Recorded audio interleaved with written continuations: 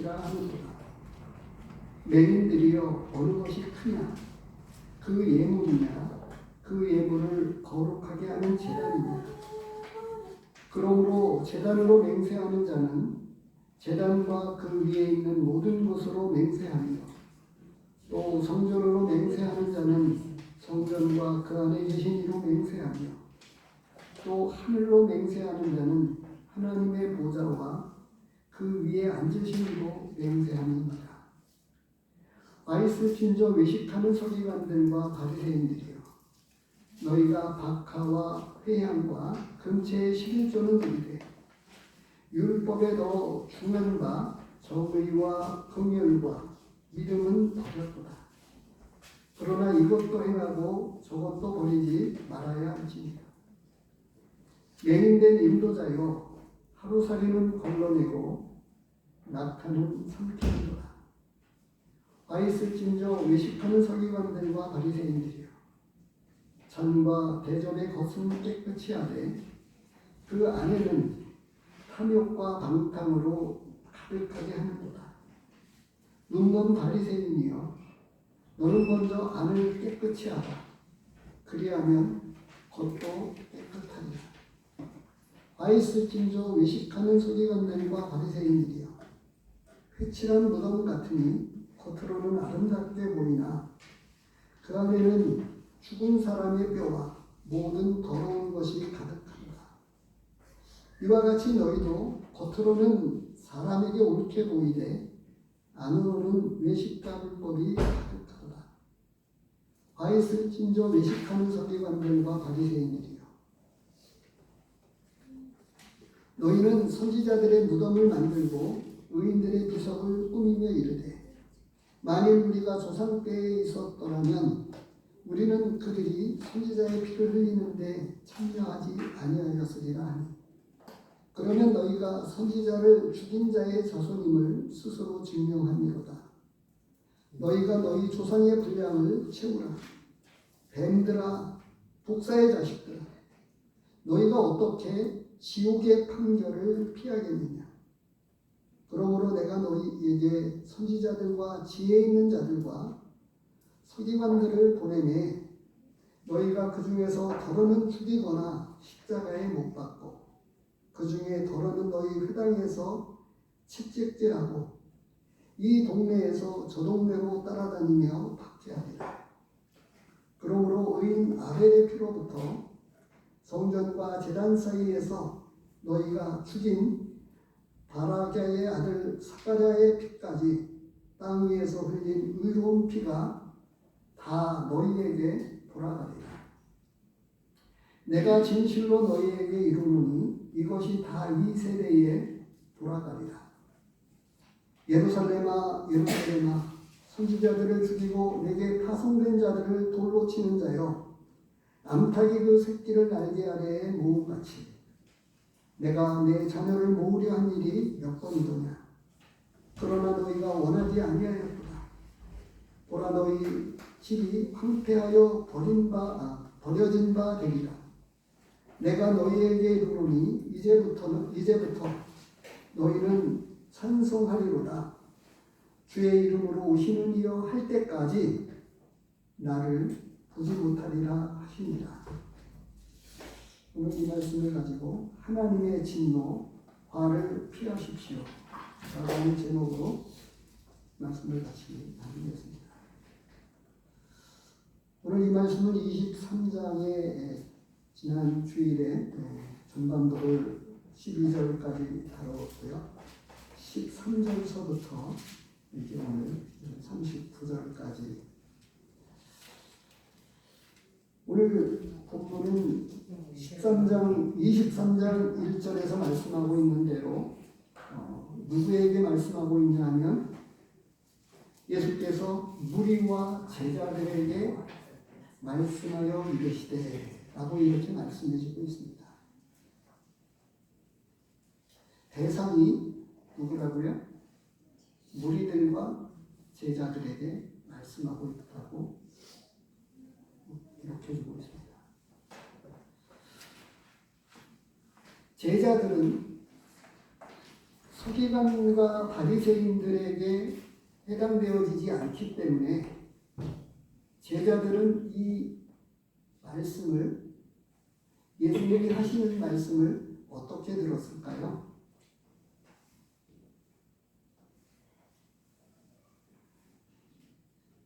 그런 측면에서 기록된 어떤 내용을 찾아볼 수 없는데요. 그런데 제가 함께 생각해 보고자 하는 차원에서 말씀을 드리는 것입니다. 오늘 본문 중에도 보면 구약의 그 이스라엘 백성들의 그 조상들이 많은 선지자들을 핍박했고 또 때로는 죽였습니다. 그런데 내가 만약에 그때에 그 가운데 있었더라면 나는 그렇게 하지 않았을 것이다 라고 이야기를 했을 때에 예수님께서 너희는 그들의 후손인 것을 오히려 너희 입으로 증거했다 이렇게 말씀을 하셨어요. 그러니까 이제 바리새인들과 서기관들에게 그들을 염두에 두고 꼭 핵심적인 내용을 집어서 이렇게 말씀을 하고 있지만, 그런데 제자들을 향해서도 이 말씀을 동일하게 듣도록 하셨어요. 그러니까 제자들은 이 말씀을 어떻게 들었을까 하는 것입니다. 오늘 말씀은 이 하나님의 말씀이 지금 이 시대에 어떻게 누구에게 그리고 우리에게 어떻게 말씀을 하고 있는 것일까요? 그리고 여기서 보면 아주 많이 반복되는 게 있죠. 뭐가 반복이 되고 있습니까? 외식하는 서기관들과 바리새인들이요. 이것을 7번씩이나 반복해서 이야기해요. 세워보세요. 13절에 한 번, 15절에 한 번, 16절에 한 번, 3번이죠. 그리고 23절에 한 번, 4번, 25절에 한 번, 5번이죠. 또 27절에 한 번, 29절에 한 번, 이렇게 해서 7번 화가 있다. 화를 당하게 된다. 다시 말해서 하나님의 저주를 받게 되어 있다. 이렇게 되어 있습니다.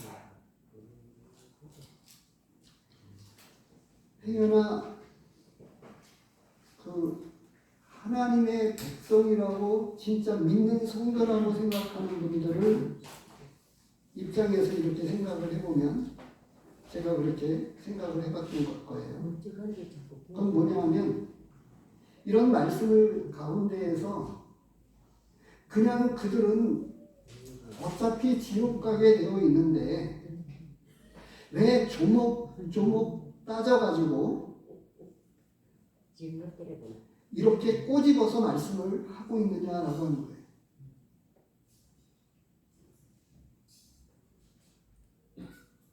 그리고 어쩌면 제자들에게는 해당되어지지 않을 듯한 이 내용을 제자들에게도 이 말씀을 하고 있습니다.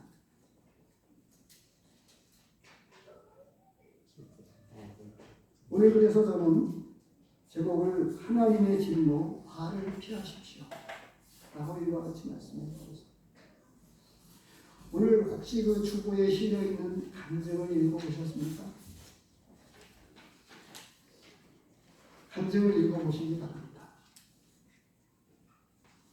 그리고 이분 간증 가운데에는 썬데이 모닝 크리스찬이라고 하는 전형적인 썬데이 크리스천으로만 살다가 이제 예수 그리스도를 진심으로 믿게 되었다라고 하는 것을 간증해주고 있어요.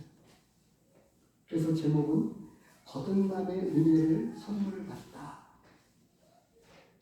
그러면서도 어쩌면 아마 우리 이곳에 계신 성도님들은 약간의 어떤 2%가 부족한 듯이 간증이 조금 명확하게 이렇게 딱정이 하지 않는 것 같다라는 느낌을 가졌을지 모르겠습니다. 우리 성도님들이 그런 생각을 혹시나 하시지 않았었을까 하는 생각을 제가 해본 거예요. 근데 저는 이 간증을 들으면서 어쩌면 제가 주변에서 우리 인근 지역이나 여러 분들의 간증을 들어보는 것 가운데에서 보다 더 분명한 간증이라고 이렇게 분별이 되어집니다. 지금 믿은 우리 성도님들이 구원 간증이라고 하는 서원에서 이와 같이 간증을 쓴다고 하면 어떻게 쓰시겠어요?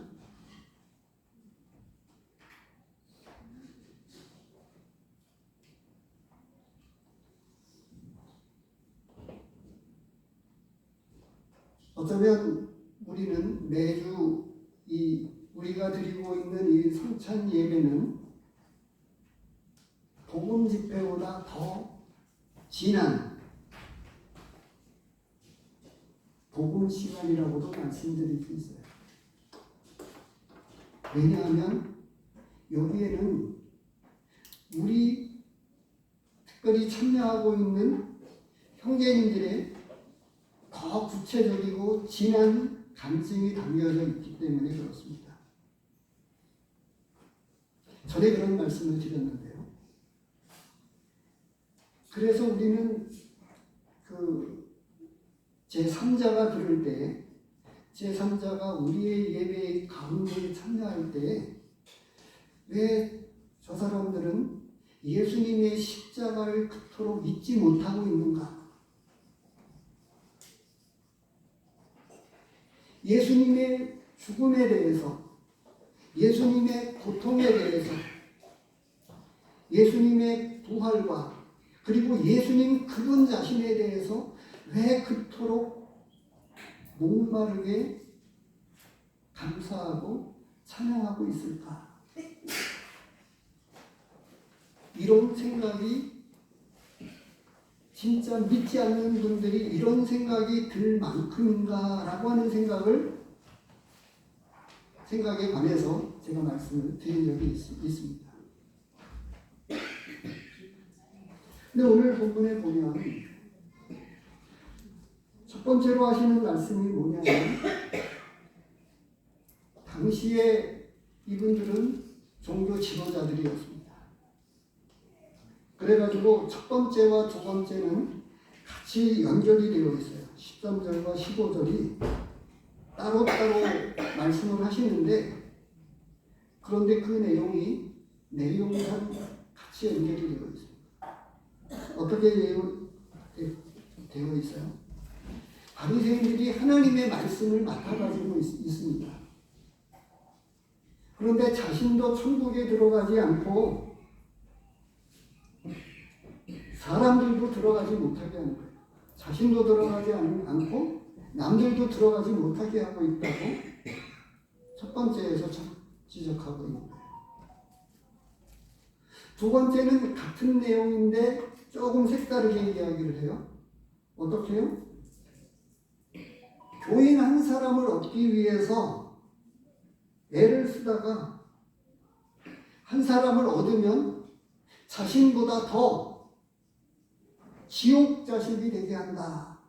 이렇게 했어요. 무슨 이야기죠?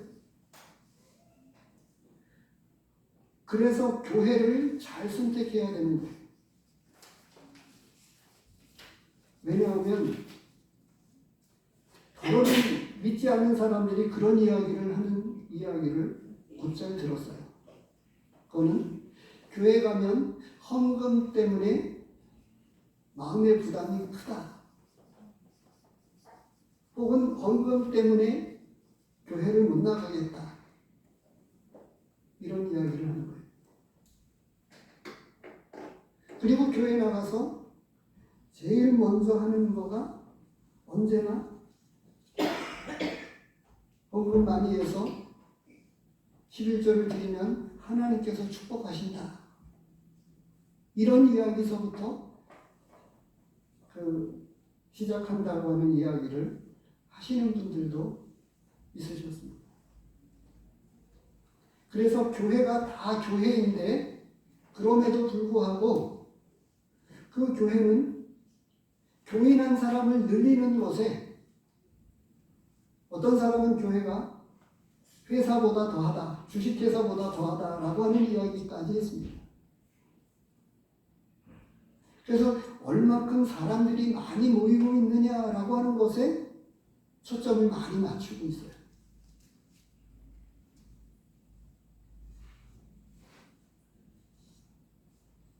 그런데 여기서 생각을 해봐야 됩니다. 아직 예수 그리스도를 분명하게 믿지 못하신 분들에게는 무엇이냐 하면 교회만 나가면 된다는 식의 어떤 감정도 조금 있어요.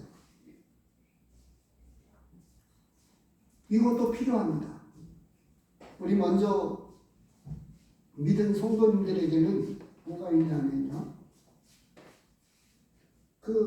너무나 흑백 논리에 젖어서 구원받고 나서 구원받기 전에는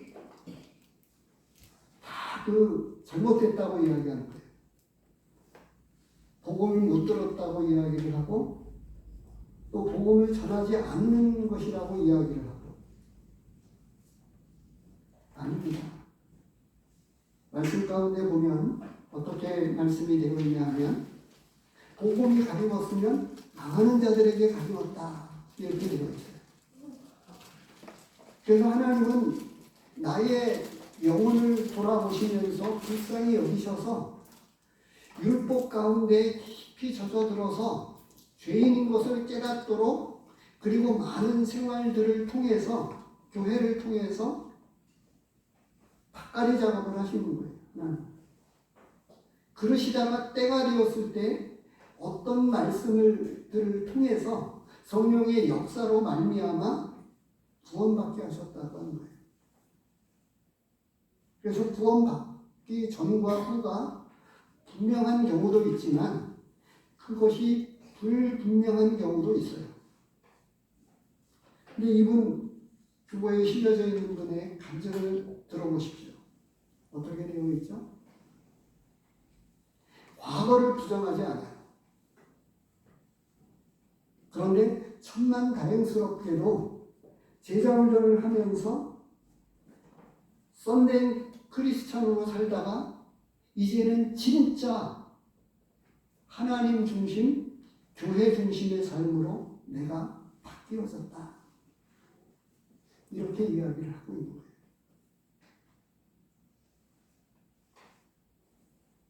그런데 여기서 제가 한 가지를 꼬집어 드리고 싶어요. 지금 우리 성도님들이 구원받았다라고 하는 그 측면과 이분이 이야기하고 있는 로마서 10장 10절 말씀을 기록을 해주고 있습니다만 사람이 마음으로 믿어 의에 이르고 입으로 시인하여 구원에 이른다 라고 하는 이 말씀을 특별히 꼬집어서 말씀을 했지만 이미 앞에서부터 무슨 이야기를 하냐면 내가 하나님의 말씀을 읽어가게 되었고 주일날만 예배 시간에 성경책을 그나마 겨우 펴서 보았는데 제자훈련을 받으면서 내가 낙심될 때, 힘들 때, 어려울 때 하나님의 말씀을 내가 직접 읽게 되었고 하나님의 말씀을 통해서 위로받고 교훈받고 하나님의 말씀이 이분의 심령을 움직이게 되었다라고 하는 이야기를 하면서 하는 이야기가 하나님 중심으로 바뀌어지었고 교회 중심의 삶으로 바뀌어졌다라고 이야기를 하고 있는 거예요. 근데 우리 주변에 있는 분들의 성도님들의 감정은 뭐냐 하면 십자가를 이야기하지만 하나님 중심이 되어지거나 교회 중심이 되어진 것에 대해서 지금 이 시간에 간증을 쓴다고 하면 여전히 그 진행형 상황 가운데 있느냐라고 하는 거예요. 십자가에 대한 초점은 이야기하는데 삶이 바뀌지 않은 것, 열매를 보아 그들은 안다라고 말씀을 하고 있는데, 이분의 간증은 조금 더 그러면서 더 실제적이고 더 분명하다라고 하는 분별을 저는 그런 차원에서 하게 되는 겁니다. 그런데 이제 말씀은 어떻게 이야기해 주고 있느냐면, 그들 자신도 구원받지 못했어요. 아주 쉬운 말로 이야기하면 그들 자신이 교인이었습니다. 조교 지도자들에 속한 그룹에 있었지만 여전히 교인한 사람을 얻는 것에서 목적이 있고, 그리고 13절에서 말씀하고 있는 대로 종교인으로만 묶어두어서 본인도 천국에 들어가지 못하고 천국에 들어가는 사람들마저도 들어가지 못하도록 막고 있다라고 하는 거예요. 지금은 오늘날 누구나 쉽게 이 성경책을 직접 볼 수 있게 되었지만, 아무랬던 종교개혁이 있기 이전에 어떤 시대가 있었느냐 하면, 하나님의 말씀은 함부로 볼 수 없다 해가지고 종교 지도자들만 봤었어요. 천주교에서 종교개혁이 있기 전에. 그리고 이 말씀은 함부로 해석할 수가 없어서 아무나 보지 못하게 했었던 때가 있었습니다. 영적으로 어두웠었던 때지요. 그런데 지금은 집에 아마도 교회에 그 가정집마다 성경책이 있지만 실질적으로 성경책을 매일같이 양식으로 먹고 계시는 분이 있으십니까? 구약에 보면 신앙교육의 주체는 가정의 부모들이다 라고 말씀을 하고 있고요. 자녀들에게 누웠을 때든지 길을 걸어갈 때든지 자녀들에게 가르치라고 이렇게 말씀해 주고 있어요. 쉬지 않고 가르치라고 되어 있어요. 그런데 오늘날 믿는 부모님들이 진짜 신앙교육을 세상 교육과 똑같이 위탁교육으로 교회 학교 보내면 되는 것으로 끝나 있습니다. 전형적인 기독교라고 하는 종교의 터울에 더 씌워서 거기서 만족하는 거죠. 그래서 우리는 여기서 이것을 보아야 하는 겁니다. 그건 뭐냐 하면, 우리가 주일날 하루 예배를 드렸다라고 하는 것에 만족하고 있습니까? 우리 모두가 드려야 됩니다. 주일날 한번 교회 나오는 것으로 내 신앙생활이 어느 정도 그래도 이만하면 되겠다라고 생각하고 있지 않습니까? 그걸 다르게 제가 질문을 드려볼까요?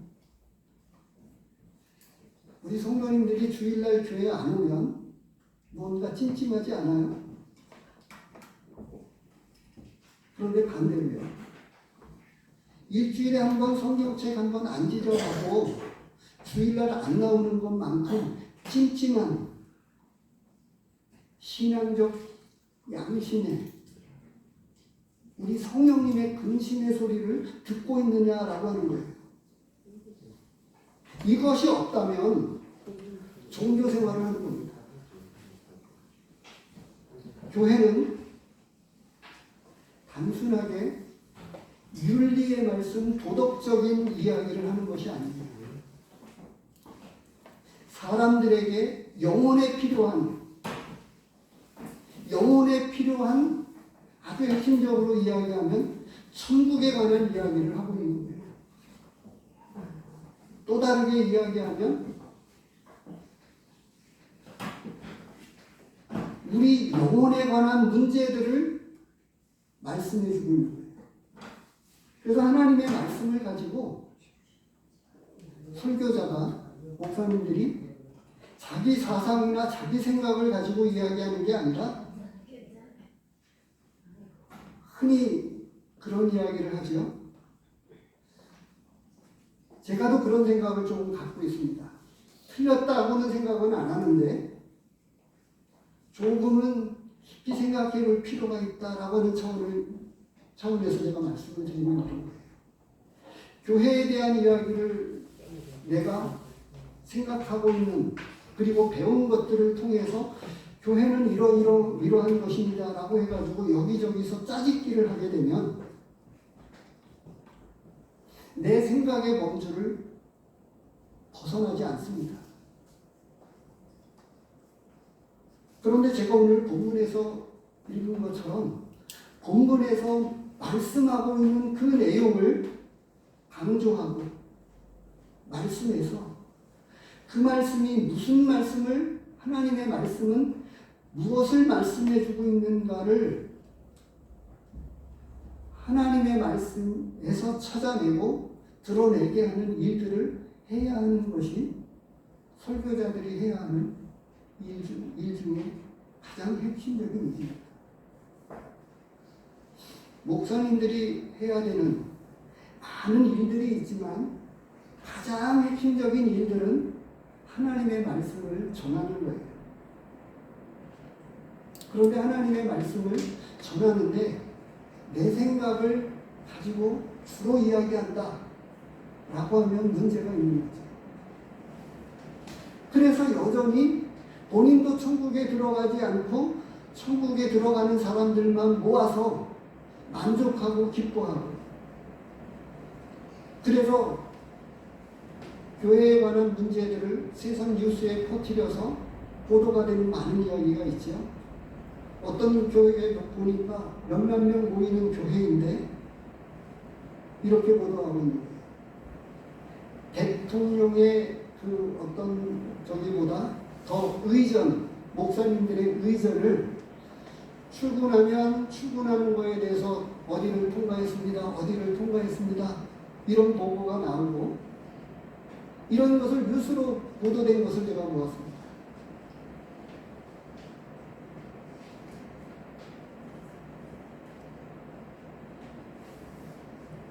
교회는 종교적 모임이 아닙니다. 교회에서는 영적인 문제를 다루고 사람의 영혼에 관한 문제에 핵심을 집어서 궁극적으로는 천국에 들어가는 문제를, 그리고 천국에 들어간 사람들이 올바른 천국이 무엇이냐, 천국의 기쁨을 어떻게 누려야 되느냐, 또 천국에 들어간 사람으로서 어떤 삶을 살아야 되느냐라고 하는 것들에 대해서 하나님의 말씀은 많은 말씀을 이야기해 주고 있는데, 그럼에도 불구하고 지금 우리는 종교 생활을 하고 있는 것에 지나지 않아요. 저는 우리 이 자리에 참석하신 모든 분들에게 반드시 그렇게 해야 된다라고 부담을 드리고 싶습니다. 주일날 한 번 나오는 것에 이제는 괜찮구나라고 스스로 미안하지 마십시오. 조금 전에 말씀을 드렸어요. 주일날 안 나오면, 일주일에 한 번 안 나오면 찜찜하죠. 근데 수요일날 안 나와도 전혀 찜찜하지 않아요. 아까 제가 말씀을 드렸죠. 일주일에 한 번 말씀을 안 봐도, 안 읽어도, 묵상하지 않아도 마음의 부담이 전혀 없어요. 그러지 않아야 됩니다. 매주일은 우리가 못 나오는데 초대교회가 그렇게 했잖아요. 날마다 성전에 모였다라고. 그렇게는 못해도 더 디테일하게 말씀을 드리면 수요일날 저녁에 뭐해요? 우리가 모이는 7시 반에 1시간, 8시 반까지 오고 가는 교통시간 짧으니까 30분 이내입니다. 30분 이상 걸리는 분들이 아주 소수에 지나지 않죠. 아예 그런 분들은 아마 저쪽 강 건너, 여기서 이야기하는 낙동강 강 건너, 옥대나 또 저쪽 인동이나 이쪽을 제외하고는, 그리고 여기서 선산쯤이면 모를까, 하나님 앞에 나와야 됩니다. 때로는 우리 성도님들이 주일날도 그렇고 못 나오시면 저한테 미안하다고 하시는데, 저한테 미안한 게 아니라 하나님 앞에 부끄러워해야 합니다. 그리고 무엇보다도 나오고 안 나오고의 문제는 이제 이후에 나오는 말씀을 통해서는 조금 더 생각해 볼 수 있을 거예요. 그래서 종교 생활에 매이지 말라. 이 교회 나오는 것에 거기에 결부되어 있는 것이 아니다라고 말씀을 하고 있는데, 천국에 들어가지 못하면 심각한 문제가 됩니다. 다시 말해서 어떻게 되어 있죠? 지옥 자식이라고 하는 거예요. 그래서 그 다음에 넘어가면 어떻게까지 이야기를 합니까? 33절에 지옥의 판결을 어떻게 피하겠느냐 라고 말씀을 합니다. 우리 영혼은 소멸되어지는 존재가 아니에요. 죽음은 영혼과 육체가 분리되어지는 거예요. 우리 한 성도님의 임종을 거의 보다시피 했었는데요. 같이 동행했던 자매님들은 힘들다고 그러시더라고요. 왜냐하면 안에 암으로 인한 이런 모든 것들이 다 속에서부터 설명을 해주더라고요. 의사 선생님이 이미 그 속에서부터 썩고 문드러지고 세포가 파괴되어져서 너무 고통스러운데, 내면의 그 입술을 보니까 시뻘겋게 죽어있는 것을 보았습니다. 제가 보기에도 너무 아프고 감당치 어려워서 기도를 했는데, 언제 임종이 되었는지는 모르는데 이후에 저희가 나온 이후에 얼마 시간이 지나지 않아서 소천하셨다고 이야기를 들었어요. 근데 저희 아버지 같은 경우에 전에 말씀을 드렸지만 영혼이 떠나는 것을 보았습니다. 그리고 기쁨과 환희와 감격과 놀람과 어떤 흥분 가운데에서 일어날 수 없는 그 몸을 일으켜서, 상체를 일으켜서 손을 하늘로 뻗어가지고 빨리 그 장면은 저의 친아버지이기 때문에도 그랬지만, 그러나 아버지가 마지막 임종시에 예수 그리스도를 믿고 나서 얼마나 기뻐했는지, 믿지 않았던 저희 형님은 아버지를 통해서 믿게 되었다는 감정을 이미 우리 성도님들에게 여러 차례 말씀드렸습니다. 두 번째로 이야기하고 있는 게 뭐예요? 여기서 지적하고 있는 것은 16절에서 조금 한 가지를 덧붙입니다. 눈먼 인도자여 라고 말씀을 하고 있어요. 24절에 한 번 더 맹인된 인도자여 라고 이야기하고 있어요. 본질보다 형식과 의식에만 집착하는 거예요. 그래서 15절서부터 24절까지 무슨 이야기를 하죠? 16절에서부터 성전으로 맹세하면 괜찮은데 성전이 금으로 맹세하면, 또 넘어가서 보면 뭐라고 이야기를 해요? 제단으로 맹세하면 18절에 나오는 이야기죠. 제단에 있는 예물로 맹세하면 반드시 지켜야 된다.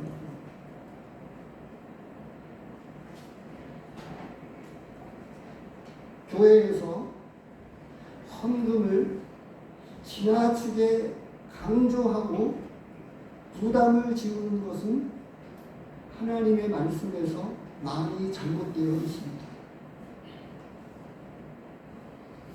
이번에 부득이하게 제가 딱 한 번 알았습니다. 온라인 헌금을 통해서 헌금되어진 이야기를 알지 않아야 될 일을 알게 되었는데요. 모든 경우에는 자신과 하나님만 알아야 되고 다른 사람이 알면은 안 되게끔 되어 있어요. 심지어 하나님은 어떻게 말씀하죠? 오른손이 하는 걸 왼손이 모르게 하라 라고까지 말씀을 해주고 있어요. 그런데 우리는 교회 안에 많은 세칙들을 가지고 조목조목 본질보다, 자, 여기서 믿음의 본질이 무엇입니까? 신앙의 본질은 무엇일까요? 교회 나오는 거일까요? 아니잖아요. 믿음의 본질, 신앙의 본질은 어디에 있습니까? 하나님 말씀이. 네. 우리 개개인 모두가요, 하나님의 말씀에 다스림을 받지 않으면 정상적인 신앙생활을 하는 게 아닙니다. 이건 겉으로 드러난 거예요. 출석하느냐 안 하느냐, 읽느냐 안 읽느냐, 묵상했느냐 안 했느냐, 이런 것들은 겉으로 드러나 있는 거고요. 실질적으로 하나님의 말씀이 나를 다스리고 있느냐라고 하는 거예요. 선악과 이야기를 하면서 그런 말씀을 드렸었는데, 선악과는 하나님의 권위입니다.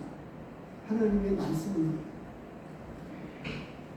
다른 거는 다 먹도록 했고 유독 선악과만 따먹지 말라고 해서, 따먹는 날에는 종종 죽으리라 말씀하셨어요. 그래서 선악과를 따먹지 말라고 하는 그 말씀은 다른 그 선악과 자체에 무슨 어떤 것이 있는 게 아니라 그 말씀이 하나님의 권위입니다. 그 말씀을 거스르면 하나님 권위에 도전하는 거죠. 그래서 사단이 나중에 어떻게 얘기해? 창세기에 보면 하나님과 같이 되어질 것이다 라고 유혹을 한 거죠. 그래서 선과 악이 내가 정하는 대로 내 마음에 생각하는 선이 선인 거고 내 마음에 정하는 그것이 악하다고 생각하면 아닌 거예요. 지금 그렇지 않습니까? 지금 우리 성도님들이 매사에 지금 이러한 것이 하나님의 말씀에 어떻게 말씀하고 있느냐 라고 생각을 해보면 되는 거예요. 거기서 잘못되면 잘못돼요. 그래서 신앙의 본질을 회복해야 되는 것. 이것은 그 당시에 서기관과 바리새인들의 문제였고 오고 오는 세대의 우리에게 이르러서 여전히 우리의 신앙의 본질을 잃어버려 가고 있으면 우리는 여전히 서기관과 바리새인들이 되어가고 있다고 하는 신앙의 본질을 잃어버려 가고 있다고 합니다. 형식에 치우치다고 봅니다. 그러면 우리는 서기관과 바리새인들이 되어가고 있는 거고 이미 많이 그렇게 되어 있어요.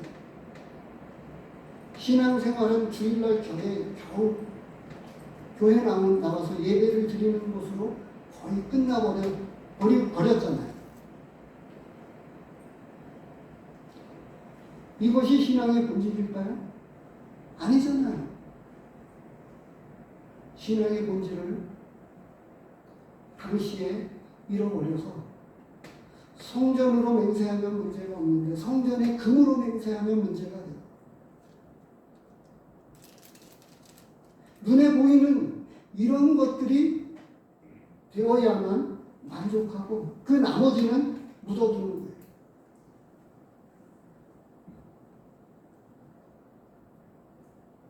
여전히 매 교회에서 모이기로 정한 이러한 일에 힘써야 된다라고 말씀을 하지만 제가 말씀을 드렸지만 하나님의 말씀에서 그와 같이 말씀해 주십니다.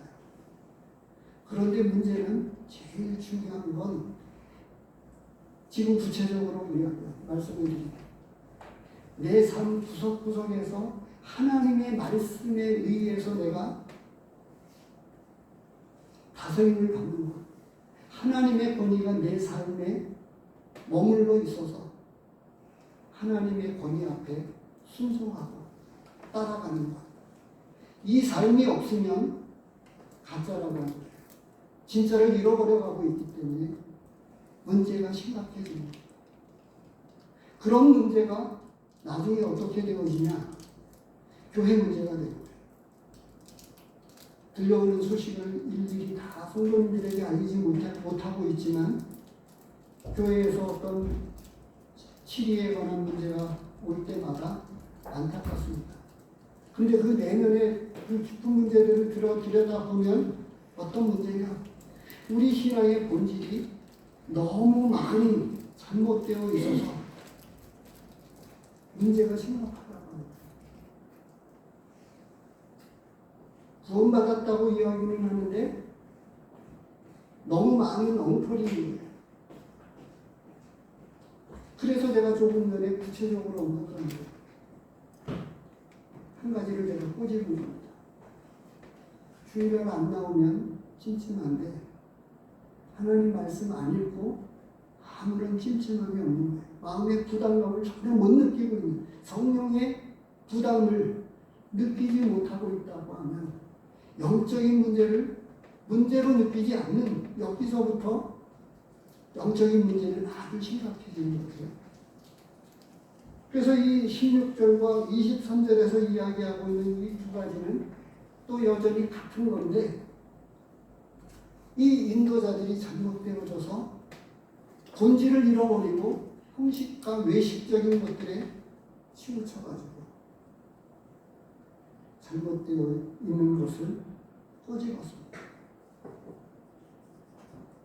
제자들에게도 이 말씀을 그들도 같이 앉혀놓고 예수님이 이 말씀을 하시면서 오고 오는 세대에게 이 말씀감을 가지고 우리에게 신앙의 본질을 잊지 말라고 여전히 이 말씀을 통해서 말씀해주고 있다고 하는 것을 기억하십시오. 세 번째로 25절서부터 무엇입니까? 너무 겉에, 내면보다는 겉으로 드러난 이러한 외식적인 포장만 외식함으로 포장하는 거예요. 아마 우리 성도님들이 많이 보셨을 거예요. 오늘날 제품은 별거 아닌데 포장이 얼마나 화려하게 되어 있는지 보시잖아요. 내용은 별거 없는데 포장을 얼마나 멋지게 하고 또 선전은 또 얼마나 많이 합니까? 아마 상식적으로 아시죠? 광고 선전비가 그 물건 제품값에 다 포함되고 있는 거 알고 계시죠? 그것 떼어버리면 그 가격을 상당히 많이 낮출 수 있는데 어마어마한 광고료를 들여가지고 광고 선전을 하니까, 그리고 포장비를 다 포함해가지고 제품이 가격이 책정되어지니까 가격이 비쌀 수밖에 없어요. 내용은 별거 없는데 포장지가 얼마나 멋들어지고 또 겹겹이 두겹 세겹으로 포장을 잘 해놓았는지. 신앙의 문제가 이런 문제들이 너무 많다고 하죠. 그래서 꼬집고 있습니다. 25절에 아이슬진저 외식하는 서기관들과 바리새인들이여, 잔과 대접의 것은 깨끗이 하되 그 안에는 탐욕과 방탕으로 가득하게 하는도다. 이렇게 예수님이 꼬집고 있는 거예요. 그 너머에도 또 같은 내용으로 말씀하고 있어요. 한 번 더 27절에서부터 어떻게 해요? 겉으로는 아름답게 보이나 그 안에는 죽은 사람들의 뼈와 모든 더러운 것이 가득하도다.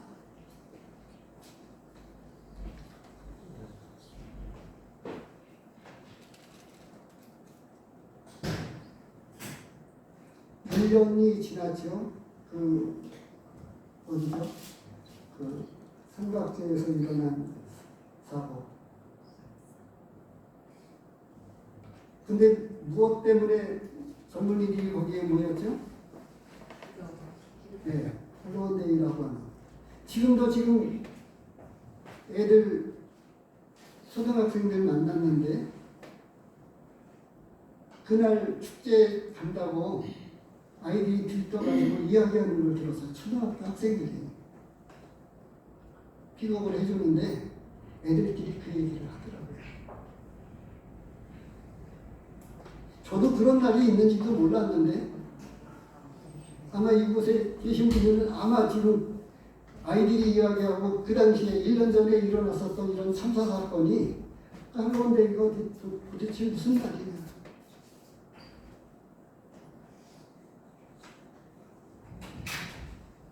근데 저는 여기서 지난 시간에도 말씀을 드렸지만 빌립보서 4장 말씀을 보십니다.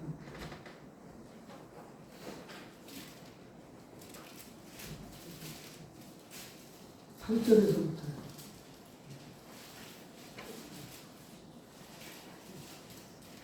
주일날 하나님 앞에 나와서 감사하고 찬양한다고 하는데 우리의 영적인 내면 가운데 빌립보서 4장 8절에서부터 말씀하고 있는 것들이 우리의 영적인 다급함이 있느냐라고 하는 것으로 말씀을 드리고 싶습니다. 끝으로 형제들아 무엇이든지 참되며 무엇이든지 경건하며 무엇이든지 옳으며 무엇이든지 정결하며 우리 영적인 내면의 깨끗함과 거룩을 위해서 하나님 앞에서 고민하고 자신을 성찰하고 이런 시간들을 얼마나 갖고 있느냐라고 하는 거예요.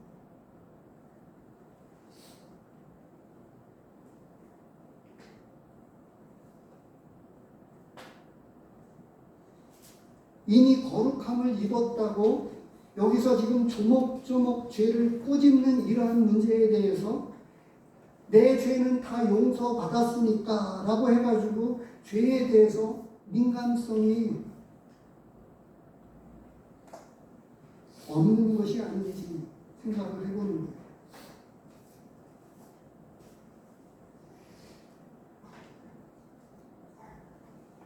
되도록이면 교회 나올 때마다 무엇인가를 대접하기 위해서 무엇인가를 나눠주기 위해서 애쓰고 있는 성도님 계십니까? 지금 이 말씀을 드리면 오늘 교회 한 상자가 지금 우리 교회 가운데 연결된 구도자분을 잘 섬겨달라고 하는 기도하는 가운데에서 보내주신 선물이었습니다.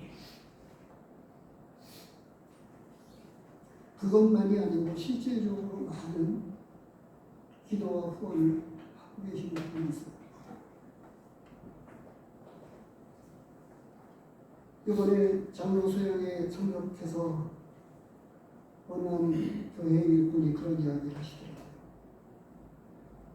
교회가 개척이 되었다거나 교회의 어떤 기도 제목 공문이 오면 적어도 한 달 동안만큼은 교회에서 빠지지 않고 기도한다고 하는 이야기를 들으면서 그래 아직도 이 여러 지역교회에 굳이 공문을 보내는 것이 단순한 요식행위가 아닌 실질적인 이러한 일들을 통해서 같이 기도하고 있는 교회와 성도와 일꾼들이 있다고 하는 것으로 인해서 감사가 되었습니다.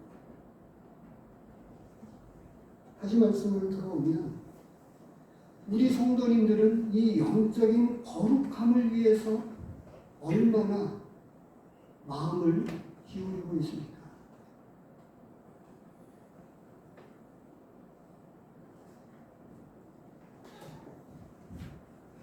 사도 바울의 고백 가운데 이 고백은 그런 영적인 고민과 갈등 가운데에서 나온 고백이 아니겠어요?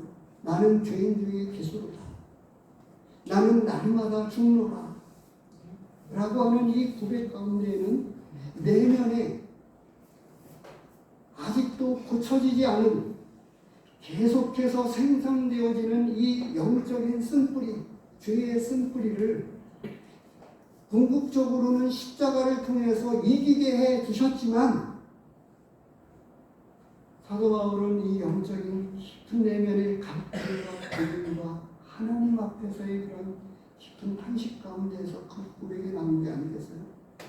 나는 죄인 중에 계속이다. 나는 날마다 죽노라. 내가 어찌하든지 죽음 가운데 부활에 이르려 하노니 라고 사도 바울이 고백했던 이런 고백의 많은 내용들은 영적인 거룩함을 위한 하나님 앞에서의 몸부림과 기도와 탄식 가운데 있는 고백이 아니었겠습니까? 그런데 오늘날 겉으로 드러난 우리 많은 것들은 여전히 현실에 안주하고 만족해 있는 거예요. 내가 잘못 보고 있는 것입니까? 겨우 주일날 한번 나오는 것도 제대로 못해서, 그러면서도 다시 말해서 제가 이렇게 꼬집고 싶은 거예요. 10년이 되고 20년이 되어도 예배에만 치중하고 하나님의 말씀에 얼만큼 배우는 일에, 하나님의 말씀을 먹는 일에, 하나님의 말씀을 배우는 일에 얼만큼 마음을 기울였나요? 적어도 예배는 드린다고 하면서 하나님의 말씀은 그렇게 기울이지 않았다고 하면 예배에만 초점을 맞춘 10년, 20년 동안의 신앙생활은 우리의 영적인 성숙과 성장에 큰 도움이 되지 않습니다.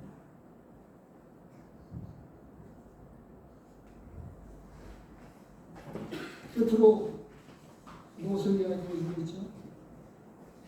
네 번째로 이 꼬집어서 말씀하고 있는데, 본문은 선지자들을 죽이고 핍박한 일에 대해서 말씀해 주고 있습니다. 29절서부터 말씀하고 있죠. 너희는 선지자들의 무덤을 만들고 의인들의 비석을 꾸미며 이르라.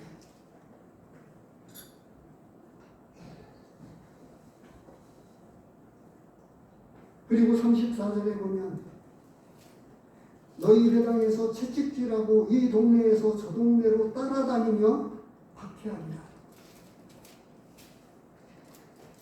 만인 제사장의 원리가 우리는 또 오해되어져서 하나님의 말씀을 맡아가지고 있는 하나님의 일꾼들에게서 말씀을 배우는 일에, 또 말씀을 받는 일에 신정적이지 않습니다. 전에 그 말씀을 제가 꼬집어 드렸었죠. 우리 여러 지역 교회에서는 조금 교회의 일꾼이 성도들을 훈련시키는 일에 어려운 구조를 조금 담고 있어요. 일꾼이 시키면 숙제 검사하면 안 하잖아요. 근데 오늘 단순히 어떻게 되어 있어요? 제자 훈련을 받으면서 이분은 점차 신앙의 그 이전까지 알지 못했던, 구원받지, 우리식으로 이야기한다고 하면 구원받기 전이었기 때문에 썬데이 크리스찬으로 살아가다가 이제 진짜 내가 말씀을 먹게 되었고 읽게 되었고 말씀의 직접적인 은혜를 경험하고 있다고 쓰고 있잖아요. 그래서 제가 지난 시간에 그 말씀을 가져왔어요. 어떤 운동도 정식적인 코치를 통해서 배우는데 신앙에 있어서도 영적인 코치를 받지 않으면 어떻게 제대로 신앙 성장을 할 수 있겠습니까? 지난 시간에 사도행전 2장 42절을 보았습니다만 초대교회의 첫 번째 특징이 뭐였죠? 사도의 가르침을 받아. 그래서 안디옥 교회가 바나바가 파송을 받고, 바나바가 혼자 하는 것이 어렵다고 바울을 데리고 와서 같이 성도들을 가르쳤습니다. 가르치고 나니까 어떤 일들이 일어나서요? 성도들이 말씀을 통해서 공급받고 말씀의 훈련을 통해서 삶이 변화되어지니까 그리스도인이라고 하는 별칭을 얻게 되었다고 사도행전은 말씀해주고 있습니다. 네 번째 꼬집고 있는 내용. 진리를 거부하고 오히려 진리의 믿음을 핍박하고 하나님의 말씀을 맡은 선지자들을 때로는 죽이기까지 하면서 어렵게 했습니다. 말씀 가운데 한 가지만 더 말씀을 드리면 잘 다스리는 자를 배나 존경한 자로 알되 말씀과 가르침에 수고하는 이들에게 더욱 그리하라고 디모데전서 5장 17절에서 말씀해 주고 있습니다.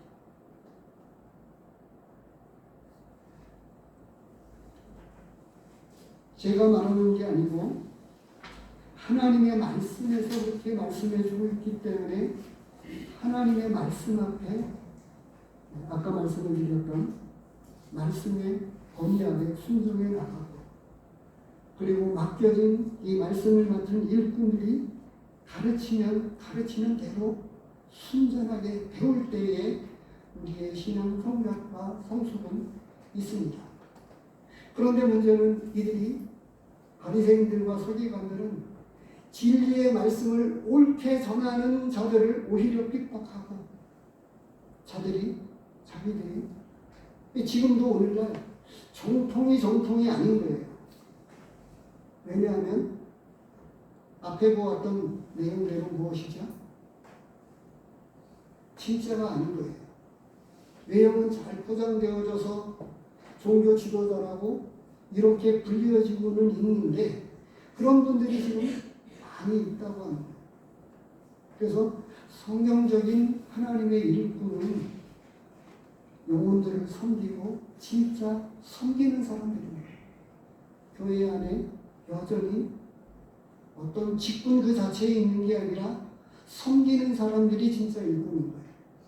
영혼들을 구체적으로 섬기고 접대하고 굳은 일들을 먼저 하는 이러한 분들이 진짜 교회 가운데 섬기는 분들입니다.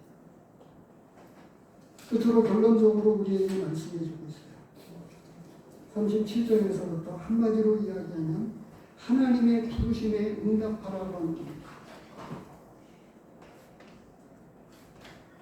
그리고 한 가지 우리 성도님들에게는 하나님의 말씀에 응답하십시오. 예수님은 말씀하셨습니다. 암탉이 그 새끼를 날개 아래 놓은같이 내가 내 자녀를 모으려 한 일이 몇 번이더냐. 그러나 너희가 원하지 아니하였다.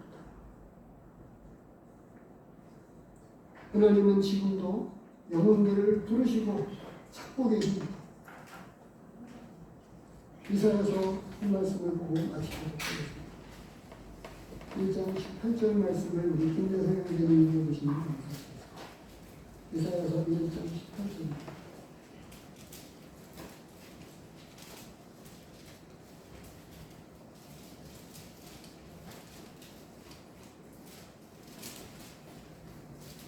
여호와께서 말씀하시되 오라 우리가 서로 변론하자.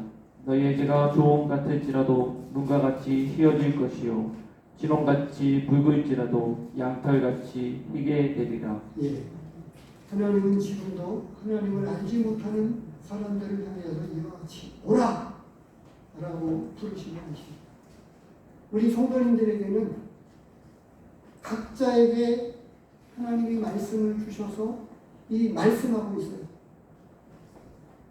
그 말씀을 바르게 응답하시기를 기도합니다. 하나님 아버지 감사합니다. 영혼들을 지금 찾고 계시고